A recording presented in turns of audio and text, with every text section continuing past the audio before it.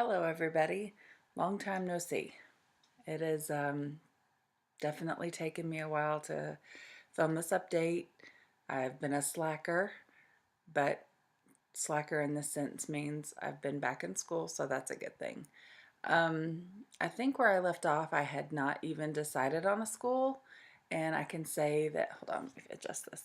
I think that I can, well, I know I can say that I finally decided on a school.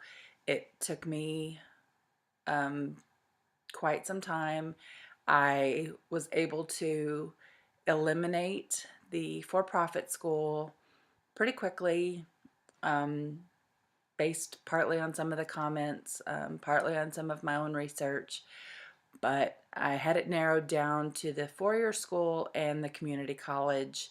Ultimately, decided on the community college because the availability of classes and the simple fact that I was going to be saving a lot of money.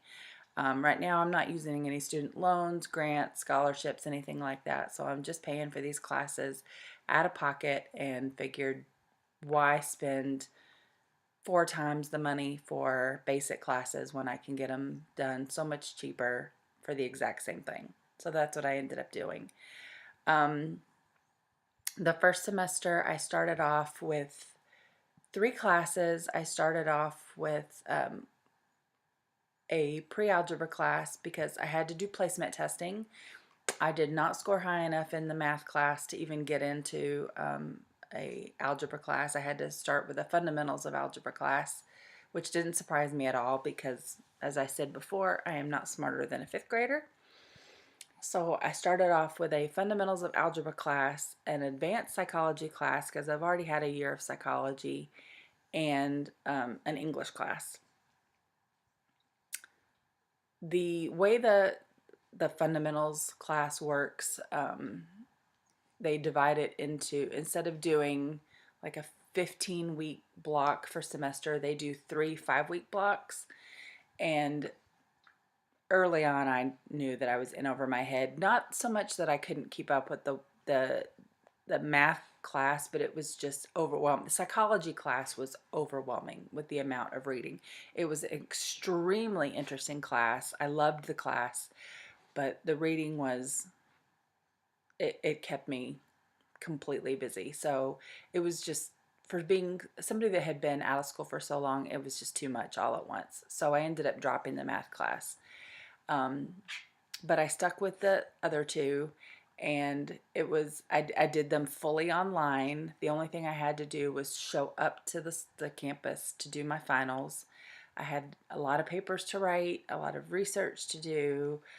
It was very interesting kind of getting back into the swing of things after so many years, but I finally got into a rhythm. It took me probably the first month, I'd say, to get my schedule, get a rhythm going, figure out when the best time for me, the best time for my family, um, how to work out. I kind of learned what was due when, and because it was pretty well the same as far as coursework each week. Um, and so to know if I get this much reading done, if I, start working on papers at this point, then I'm comfortable and I know when my deadlines are, and I don't have to feel rushed trying to get everything done because my all of my classes, or all of my work, was due on Sunday nights at midnight, and I didn't want to spend all day Saturday hustling trying to get everything done. And so I was able to kind of fall into a rhythm and start working on all of that, and finally um, find a system that worked for me. Um, I'm a huge note taker. I filled up a 5 subject notebook pretty much just on psychology. Um, but whatever, it worked for me. In the end, um, I ended up making A's in both classes. Um, Very proud of myself for that. Um, the more A's with this particular program, the more A's you get. They assign points for the number of A's, less points for B's, and so on. And so the more A's you get, the more points you get, which helps put you higher in the ranking system when you apply for the program.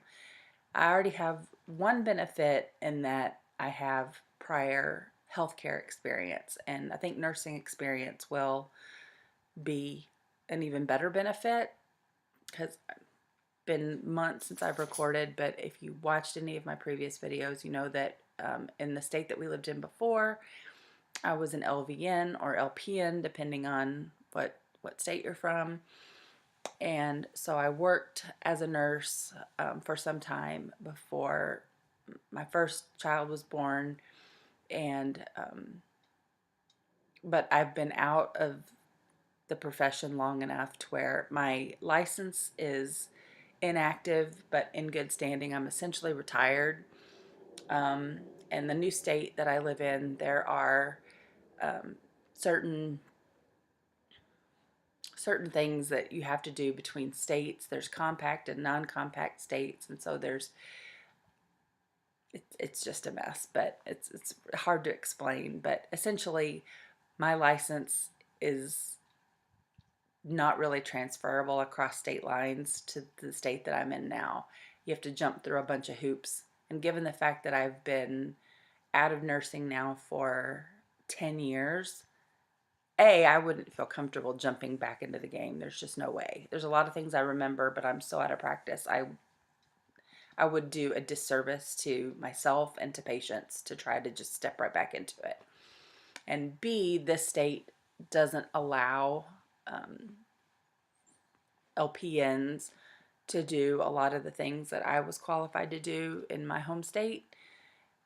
And it's just, things have changed so much, both in skills and medications and all that stuff, and in what hospitals see as far as the nursing spectrum. So with the and language is just not coming to me right now, but the magnet status of most hospitals now, LVNs, LPNs are kind of being pushed out. It's really hard to find them in a hospital setting. Maybe where you're from, where I'm from, that's just not so much the case anymore. Back in the day when I worked, it was a lot more common. And specifically in the hospital that I was in, not only was it common, but we were doing essentially the same things that the RNs were doing.